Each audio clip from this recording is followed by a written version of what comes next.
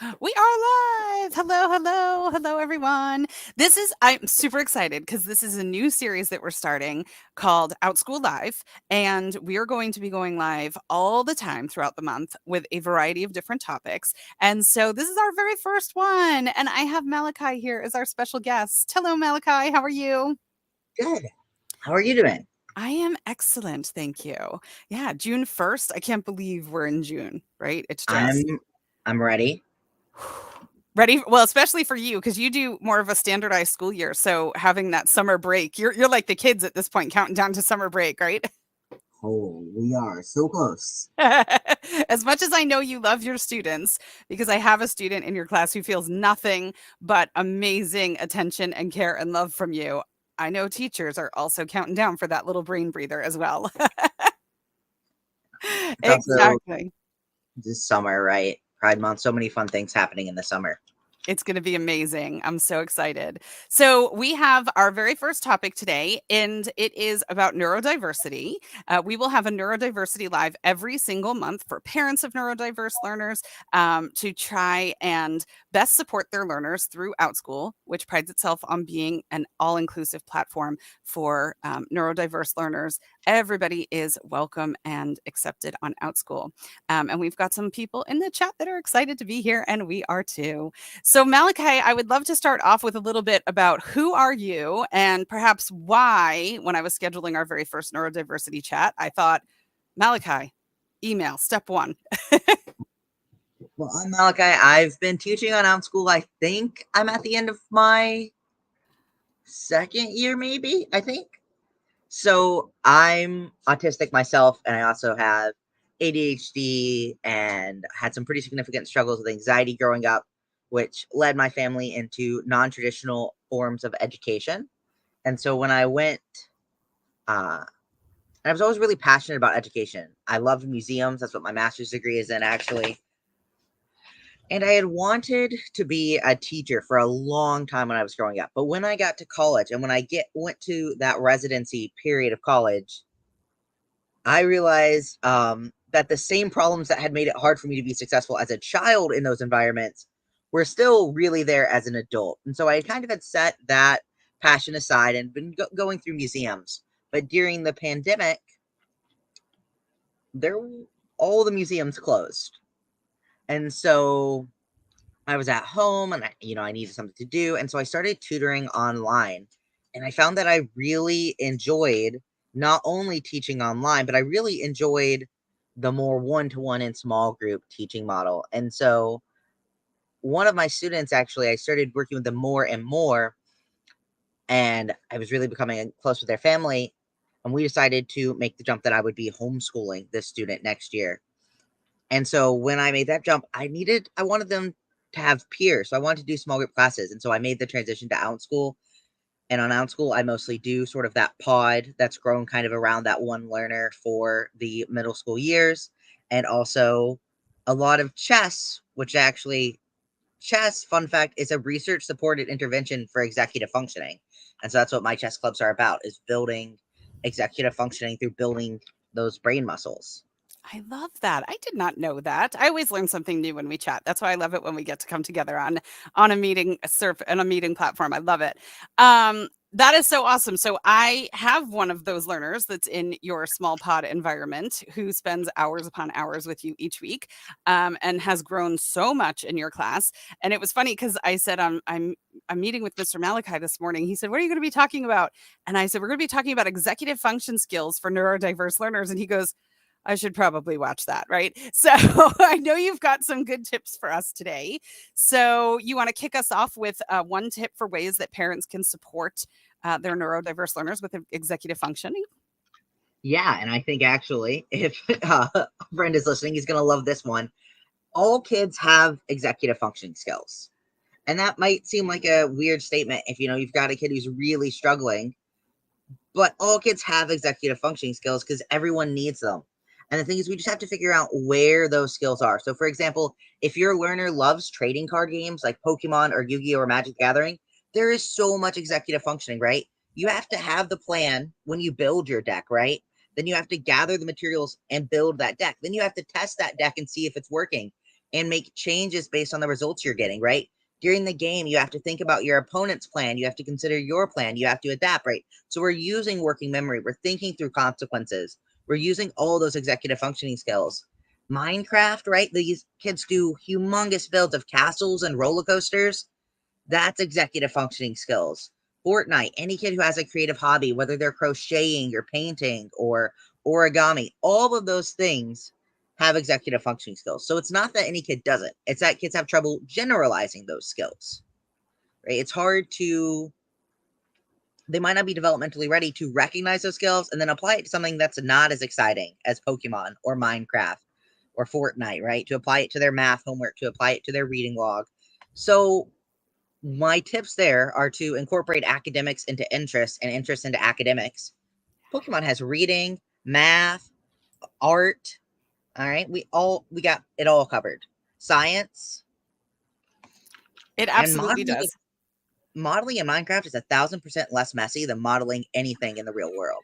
Okay, and it's free if you already have the game. We do so much modeling in Minecraft, and then generalize that skill. So you can say something like, "I noticed you built that huge castle in Minecraft. How did you do that?"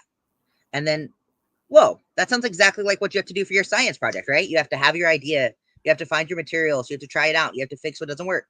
Sounds like it was great practice. You're going to do awesome. And just kind of scaffold that generalization. I love that. Absolutely. Yeah. My youngest child learned to read because of Pokemon cards, because they play the 60 card battling decks, right? And he was tired of having to ask his opponent what a card did if he couldn't get through the blurb on the card, because then he was disadvantaged in the game. And so he was like, I really got to learn how to read. Right. And so it pushed him in a new way. I love that. That's awesome. Right. And there's a lot of quotes about kind of focusing on things that kids can do as opposed to what they cannot. So recognize those skills that they can do and then relay them into areas where they would benefit from that boost of confidence and experience. I love that. All right, Malikai, you want to hit us with another one? Yeah, so my second one is to recognize that everyone uses scaffolds for their executive functioning, right? You probably have a calendar, a planner, reminders on your phone, right? The post-it note on the fridge. Those are all executive functioning scaffolds, and they're ones that you have found that work for you. And I think sometimes we either expect kids to internalize all these skills that we haven't fully internalized, right? Or we don't give them the tools to be their own scaffold when we know that what looks like for adults. So technology is your friend. I'm very pro tech.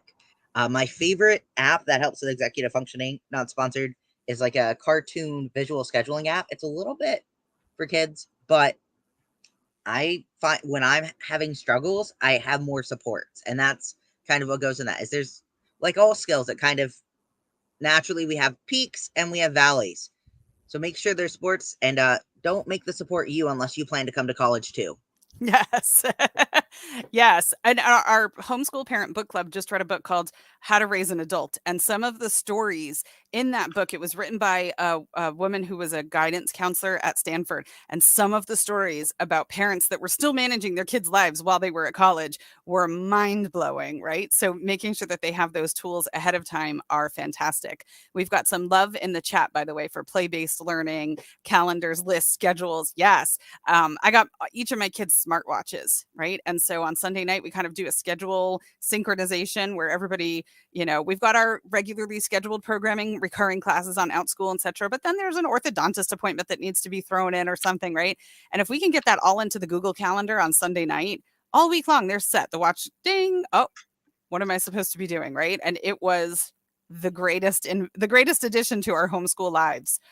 Before we get to your third tip, Malikai, I just want to throw out quickly, if you are watching and you have a neurodiverse learner, or even if you don't, if you just have a kid that you feel like would benefit from some of the things that we're talking about, don't leave us during the live, but send us a DM through the Outschool platforms. You can comment here or you can send us a DM with information. Tell us the age of your learner. And we have people behind the scenes that will happily look for classes that'll help your kiddo with study skills, note taking, whatever the case might be, and send you some links. And I've got a coupon that you can apply to your first class. Whether you're new to Outschool or an existing Outschool family, you can enter code LIVE10 for your next class. So definitely let us know. We will gladly help you sift through the thousands of classes on Outschool and find the perfect one for your kiddo. You got a third tip for us, Malikai? Yeah. So my third tip, I think it's something probably a lot of people know, but I think hearing it sometimes when you're mentoring or parenting a kid, it's nice to know that we're doing the right thing. And it's that the same space it takes to fail is the space it takes to grow, right? We've got to fall off the bike sometimes. In order for kids to learn their executive functioning skills, they have to actively use them, right? And so that means they need to have the ability to not use them. Even though if we're sitting on the sidelines, we might have our head in our hands, right? Deep breathing. But consequences like not doing well in a class they were excited for, right? Not being prepared for a day out and not having the right shoes, right? Or forgetting an item they wanted to share. Those things they're going to learn, right? This doesn't mean that we have to let kids fail in places where there are huge consequences, right? Like missing out on a really special opportunity or getting behind in a subject that's really important to their future, right? Like not letting the kid who wants to be an engineer do their math. But right, it's the way I think about it sometimes is like babies in those little walkers, right? They are not learning to walk. And they got the little toy tray and they're bouncing up and down. And so in the same way, a kid who has too many scaffolds for executive functioning and just constantly never given the chance to actually try it is not going to learn it. Yeah, I think those walkers are more for parents to have a 5 minutes of peace, right? Right, and that's okay, right? If you need to give the kid the executive functioning skills so that you don't have to stress about this not being done today, right? Or so that you guys don't have to have a meltdown over it. That is valid. Yep. And I am in your corner.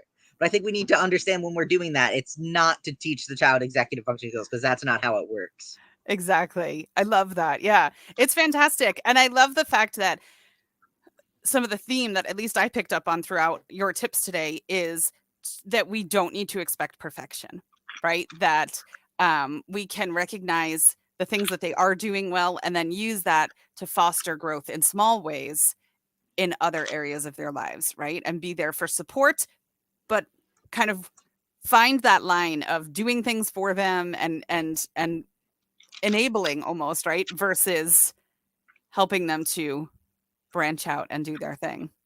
Very cool. That was awesome. We've had so much support in the chat. The quote, some I'm going to share it here. The same space it takes to fail is the same space it takes to grow. That was an absolute hit, Malikai. So thank you. That might be one of those quotes that somebody kind of walks away with, and that's their mantra for the day, right? Going forward. Sometimes it's my mantra, right? I am the one sort of the primary educator for a 13-year-old with a lot of executive functioning challenges. And sometimes, right, I know the project's coming. I've sent the reminders. I made sure the watch is dinging. And I see the Google Doc not changing. I feel like, all right, we're falling off the bike today.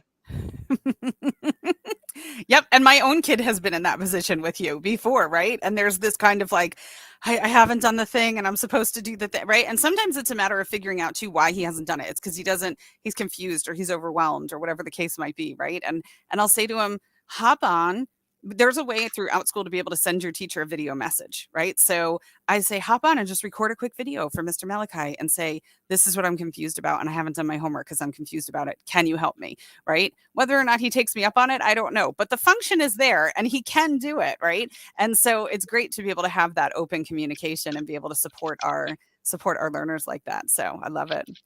So what are you looking forward to the most this summer on Outschool, Malikai? So I am piloting a class this summer. I've been using chess to teach executive functioning for a long time, but I was starting to think about other games, and I do board games, and we learn a lot through that as well. But recently, I've been really getting back into trading card games, which is a hobby that I was really into as a kid. So I'm pilot testing a group this summer where we're going to see if we can use trading card games to get executive functioning skills and kind of just practice them, but also talk about them, right? Because with intuitive skills like executive functioning, you probably never wake up and think, wow, I'm going to use my executive functioning skills today. So it's hard for kids to grow things they don't know about. So just talking about executive functioning the way it appears in our card games. I love that. Well, I have an 11-year-old who will be showing up with a stack of Yu-Gi-Oh and Pokemon cards ready to rock that class. So just let me know. In the description for this live broadcast will be a link that will take you to Outschool. If you've never visited our website before, you can create an account for free. You can search our catalog for free. I've got a coupon code for you so you can apply that towards your first class. But I've also got Malikai's teacher profile in our blurb for today. So if you are looking for chess, tutoring, just a haven for neurodiverse learners, head over to Mr. Malakai's profile because that is the safe haven for my kiddo, and it's a wonderful thing to have that he wouldn't probably have in a lot of other environments. So thank you for that. Very good. Well, let's see. Let me make sure I didn't miss any questions. Let's see. Oh, I do have a question for you here. How does distraction, in parentheses, from parents, interact with executive functioning? Oh, that's a really good one because, part of executive functioning is being able to control our attention. And when I talk with kids about it, I steal from Sean Covey's book. We talk about putting first things first. Really good writing on executive functioning, a lot of Sean Covey's work. But it can be hard, right? But also, I don't think we traditionally include self-advocating as an executive functioning skill, but I think we should. And so parents are a great place to practice that self-advocating to recognize when you're being distracted and to change the environment so you're being distracted. Right? That's a great executive functioning skill. So it does provide a learning opportunity, but also I don't think a lot of parents realize, right, that even when we're in sort of those teenager or toddler phases where we don't seem like we're parents, kids are so in tune with their parents, right? So parents can be a huge distraction because kids are wired to seek out their parents, right? Seek connection. So definitely I do encourage parents a lot of times to step back, right? And it goes with giving that space. Yeah, it's great advice. Yeah, we've got somebody looking for classes for their 12-year-old. We have somebody else who's looking for something for their homeschooling kiddo. We have a homeschool community for parents on Outschool. That we have a meeting every month for ADHD parents that I run. And I mainly started it because I needed support as a parent of an ADHD kiddo. And I just needed to hear from other parents what was working and what wasn't working. So there's so much community available. Again, as we wrap up for today, you've got a coupon code here, Live10, for $10 off your next class. And that's if you already are an Outschool family or if you're new to Outschool. And we've got a team of people who are available to help you find the perfect class. So if you are looking for something for executive functioning, tutoring, whatever the case might be, yes, we have a question. Are there classes for high schoolers 15 and 16? Absolutely. I have a 15-year-old who uses Outschool. So yes, absolutely. Send us a DM and you can let us know what kinds of classes you're looking for the age of your child, and we will send you some hand-picked recommendations. Very cool. All right. We've got a bunch of people coming in, Malikai, who agree that they are distracting sometimes. So common topic, apparently. It's hard, right? You don't want to be the distraction, but you want to be involved, right? You want to see. I think that's one of the reasons that virtual tutoring can work so well for kids is because they can have so much control over their space, right? And so much flexibility in the space where they learn. Mm-hmm. I used to do in-person tutoring with neurodiverse kids, and I see a lot more success online, I think. Why do you think that is? Any idea? Because I think it's a lot about the environment, right? Because a lot of neurodiverse kids, right? Neurodiversity, a lot of times we get extra bang for our buck, right? So we have sensory processing disorders that are coming along with ADHD or autism, or anxiety comes along a lot as well, right? Those two, I think, are the most frequent flyers. And so new environments can really be challenging for kids with kids and adults who are struggling with sensory issues or anxiety. And especially in like libraries and tutoring centers, a lot of times lots of things are changing. There's different things happening. And so I think also control is really nice for these kids. It really helps people with anxiety if they have control. And so, doing their classes from their kingdom, so to speak, in their bedroom gives them a lot of that control that I think allows them to focus, right? Because kids in the tutoring centers, they were working hard. It's just they were having to work hard on managing their attention, managing their anxiety, managing their sensory needs. They didn't have a lot left over for working hard on math. I love that. Yeah. Well, I mean, I love the fact that you're sitting there, you've grabbed a Rubik's Cube while we were chatting. I could see, Oh yeah. right? And so it's like you have that. You have at your disposal. You've got your things when you're in your space, right? My kiddo tunes into your classes. He's got a bicycle desk. He sits and pedals throughout his entire class, right? And so they have kind of the setup that they need to succeed when they're home. So that's an awesome point. I like that. Yeah, and he's got a bowl full of fidget toys on his desk too, so he's ready to go at any time, right? All right. Well, we are going to wrap up for the day, but this is available on replay. So if you watch it on replay and you have questions or comments, pop them in. Somebody will circle back and get back with you. It'll be myself or someone else from the team. If we need to get Malikai, one of us will email him and get an answer for you. If it's specific to Malikai, we've got somebody that says wiggle seats are a lifesaver. I see the mom of one of your chess kids here saying thank you for all that you do for our awesome kids. So yes, agree.